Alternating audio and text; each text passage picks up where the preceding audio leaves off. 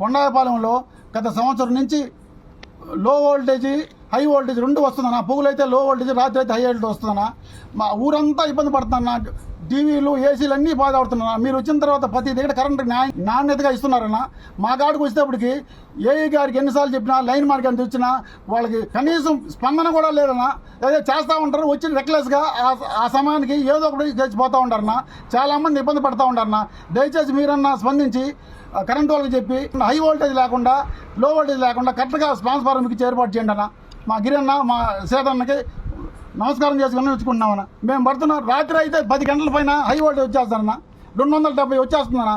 Stabiliser పెట్టడం కూడా తప్పంట వాళ్ళు చెప్పడం, లైన్ మ్యాన్ చెప్తున్నారు. స్టెబిలైజర్ పెట్టుకోకూడదు మీరు.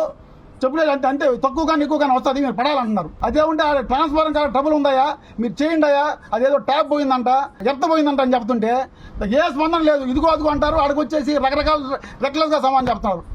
మా హరిజన్ వాడంటేనే ఆ లైన్ మ్యాన్కి, ఆ ఏఈ గారికి లెక్కే లేకుండా ఉందన్న. దయచేసి మా సేదరన్న, మా గిరన్న సాయం చేయాలని కోరుతున్నామన్నా.